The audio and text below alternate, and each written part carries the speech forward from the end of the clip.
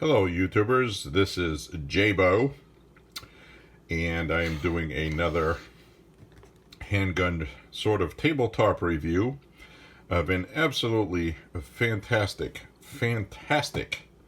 handgun that I shoot every weekend. And that would be the SDS Imports Model 1911 A1 U.S. Army caliber and 45 ACP, and it has the drawing date on there of February 14th 1911 when it was patented, and it is manufactured by Tisas. I'm probably pronouncing that wrong, so if anybody from Turkey is watching this, well, I'm not Turkish, I don't know how to pronounce that. But anyway, they've been around since 1993. Made in Turkey for Knoxville, Tennessee, SDS Imports, which is their website right there, sdsimports.com. And I had picked this up brand new for $386 from Classic Firearms, I believe. And this has since gone up about $100 since then, as has everything else after the pandemic. And I say post-pandemic because the pandemic's over. If you're in the United States, they just won't admit it yet. But that's coming. So anyway, this is a very nice Parkerized finish. And what's nice about it is that it is an OD green is what it says, but it has more of a gray kind of color. It's kind of a dark gray mixed with green, military kind of color. So I've been using this for almost a year now. I bought this last August, and I have zero complaints. In fact, I have so many good things to say about this. This is one of the best firearms ever, based on the original 1911 A1 design. And what's really good about that is, I should add that I am in no way a firearms expert. I don't profess to be one, and at times I'm going to sound like I'm not one. But hey, that's okay, isn't it? And you can see some of the patina and wear that is occurring on this naturally from using it. I love that. And it's just a beautiful firearm. And because of the price tag, and it's a World War II reissue tribute, or whatever you wish to call that, I really don't take too many pains to make sure that nothing happens to it. I just use it. That's what it was intended. Now, interesting thing about this, and what's really cool about this, in my opinion, is there is a video on YouTube, as I adjust my light here, of somebody that has an original World War II 1911, and then we have this one, and he did a side-by-side, so that video should be able to be found somewhere on YouTube. And what I thought was interesting about it is he went through basically and said everything on this firearm is the same as the original, except the ejection port, which is lower than the original. The original is actually a higher cut, but this ejects ammo better. And also the other difference was a subtle one, but it's this lanyard loop. Now the lanyard loop is like the original, except underneath the loop it was scooped out.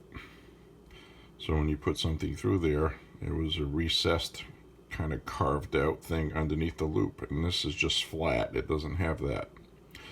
But other than that, he says it was the same. And underneath the slide you have the firing pin in here, obviously, and on modern ones you have the firing pin safety. That's a spring-loaded gizmo in there to prevent inertia firing or hitting the hammer and firing the gun. This does not have that safety. So this is like an original. So if you have a round chambered in the action and you slam on the hammer, it will fire. And also, albeit a slim chance of it happening,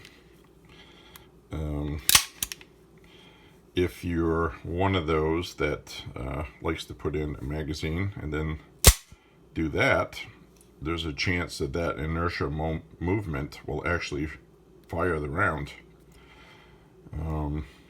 That has been a rare occurrence, but I had learned that from Paul Harrell's video explaining these types of guns, that can happen. So the gun is empty. I'll check it. It's clear. And what was really cool about this is the magazine that comes with it is a Magcar, which you probably recognize that. But it's puckerized. And the patina on this now, from using it for a year, is really nice. And I use a couple of Wilson Combat magazines. All the standard 1911 magazines fit well in here, no problem at all. And it locks open like it should. And the other thing is the barrel is puckerized, which is something else that was important to people. And they did a fine job on this.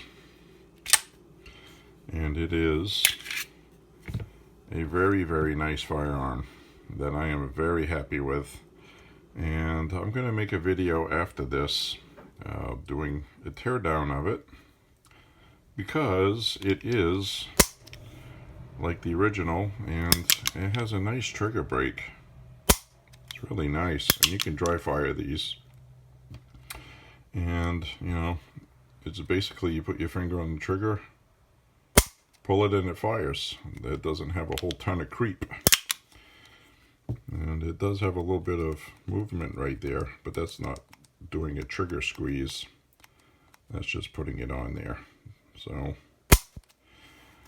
everything functions very nicely with this. I have had no issues, and as you can see, I lube it up and slop it up pretty good. As some experts on YouTube that shoot and actually own gun manufacturing companies have said that if it's not slopping grease out the back, oil, then it's not lubed enough. So I probably have a couple thousand rounds through this at least since last year. And you can see that it says Model 1911 A1 U.S. Army on it, which is a nice touch. And it says ZIG M1911 Tisas Turkey. That's what the small print says there. And on the other side, we have SDS Knoxville, Tennessee, right here. And it has the serial number after that. And the other thing I wanted to mention was I changed the grips on here to ones that replicated a World War II color and feel and texture. Because the ones that came with it, right here, I'll take them out and show you.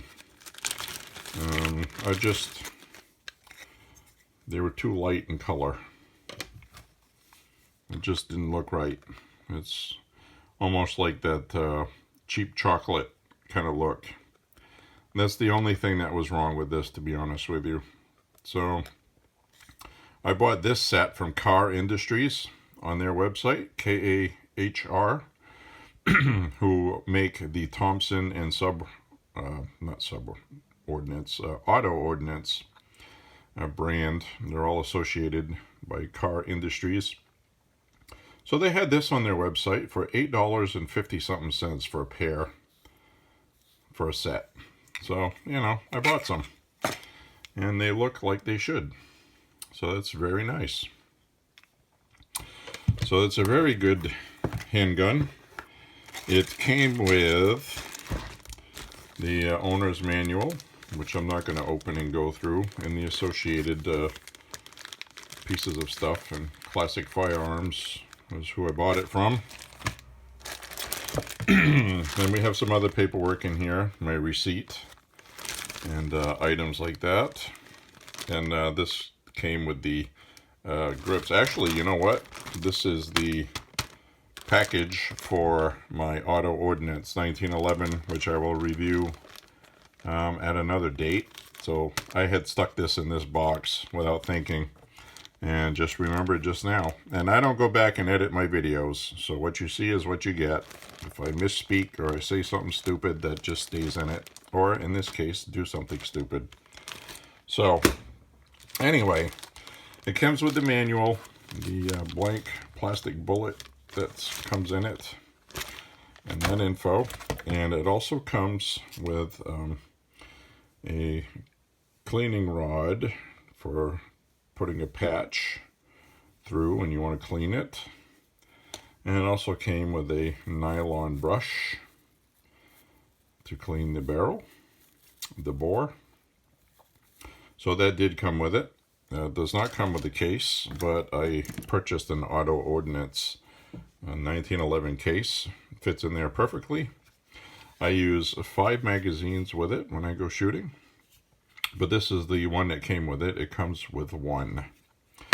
So with that, I'm going to end this video, and what I'm going to do is I'm going to make another video of taking this down with a closer close-up. But I just wanted to show you this really fantastic handgun. And if you see one and you want to get one and you're concerned about whether or not it's good, I can tell you right now, I've shot a couple thousand rounds. It's wearing out nicely. And I do use a plastic Kydex type paddle holster, and it seems to work well with this. I like it a lot. Feels well, feels good on my hip. So it kind of scratches up the front, but like I said, this isn't something I really care about damaging. It actually looks better the more patina it gets. See, like the wear on the part of the barrel here from friction. And it has a nice spring. I'm guessing 16 or 17 pounds, which is probably standard 1911 stuff. Again, I'm not a 1911 expert. And one other thing I should mention is I use a paint pen on the front sight because it's a very small bladed front sight. And it is bigger than an original. An original one is actually a worse sight picture than that. So you don't have much to look at with these. But this gun is very accurate. And we had an animal that we had to shoot because he was sick and probably rabies. And it was a fox. And I shot him with this at 48 yards. We used the digital measurement tool. Got him at 48 yards with this because we saw him and the rifles were still in the case, and that was the shot. And I had this as a sidearm in my holster. I took it out, took one shot, and I hit him at 48 yards, which is, I don't know if I got lucky, because at 48 yards, a 45 still has the kind of oomph. You don't really get too much drop, but after that you do. So it's not a very powerful round for long range shooting, but 48 yards, I killed the damn thing. It did what it was supposed to do. So this has been a very accurate gun. I have another video on my channel taking 5 or 6 shots with this. With one hand in the wintertime with a glove on my hand and holding a cell phone. And I had a bunch of hits in a row. And it hits, it shoots, hits hard, and it's a very accurate gun. So anybody that tells you a 1911 isn't accurate, you can watch my video shooting at 25 yards with one hand, and I could say it is. Plus, I shoot animals dead at 48 yards, so there you go. And I'm no way a shooting expert at all. I'm not bad, but it's just a good gun. It feels good when you shoot it. And the rear sight is dovetailed and adjustable by the old-fashioned windage of smacking the hell out of it with a brass mallet. And, you know, everything works. The only things I've seen that actually go bad on here that I've seen people complain about is this rear plate that the firing pin sits in. Sometimes we'll get a stress fracture and will fail. So that little part that you slide into the slide that the firing pin goes through will fail. I have no problems with this one. It looks fine still after a couple thousand rounds, so it might have been just their specific item, I suppose, that they purchased. But those aren't expensive, and regular 1911 parts will fit in this gun. So it's all pretty interchangeable because this is the government model, and the government model parts will fit. And so anyway, check out part 2 to this, which is I'll do a breakdown on this and show you how easy it comes apart. And I wanted to show you inside the slide where the machining is nice and clean. It's not cheap looking. It was well done. And it's a very, very good firearm. I highly recommend picking one of these up. I'd like to get a Commander model, and I would also like to try the 9mm model, because I bet you that would be pretty nice too. Not the Commander model, the officer one. The one that's in black, with the black grips. That's a 45. I bet you that one's nice too. And I'm fully confident in buying the SDS Imports Tisas Imports made in Turkey. Very good stuff. So I hope you enjoyed that. The other item I want to touch on before ending the video is this little dovetail thingamajigger. Not dovetail, but whatever you call these damn things. I know what it is. I can't think of it. But again, I don't edit my videos, so. Anyway, this is not like the modern ones that swoop upward. This is more like, this was after the World War I, where you would get the hammer bite. When you would shoot right here, the hammer would actually come back as the slide recoiled. The hammer would come down and it would pinch your skin in between the hammer and that tail. So, with this was the World War II one where they had extended that beaver tail. Beaver tail, that's what it is. They extended that beaver tail a little bit so you wouldn't get hammer bite. And you don't with this. But you can see I have some scar tissue here. And that's because it's the edge of the metal causes friction and causes you to bleed. I don't bleed anymore because it's wearing out now finally. And now it's not injuring me. But the plus side is you're supposed to hold any gun really right in the crotch like that tight. And it is going to hurt you. The 1911s, they have the old style beaver tails. And that's just the way that is. But you will not get hammer bite from the hammer biting you. So when you see videos for the SDS Imports Tisas model on YouTube and somebody's crying because their hand's bleeding, it's not bleeding from the hammer. It's bleeding because the edge of this metal, the finish work, wasn't quite done where it was rounded. So I started it off with the 3M pad, those green scrub pads. Just smoothed it out a little, which took a little bit of the Parker Ice finish off. And then now, after a couple thousand rounds, it's worn out some more just using it. And it's not really being a problem. So don't be afraid of it. Enjoy this gun. which is supposed to be held like this. And just the way the military training video shows it from the 1940s during World War II for training new recruits. You just cup your hand on the bottom, which is funny, with a firm grip in the crotch. And hopefully you won't bleed too much until it breaks in. But small price to pay for the fun that this firearm really is. Highly recommend it. I mean, you have to get one. A1-1911, that's a World War II authentic looking and functioning, with the firing pin safety not in it like they were.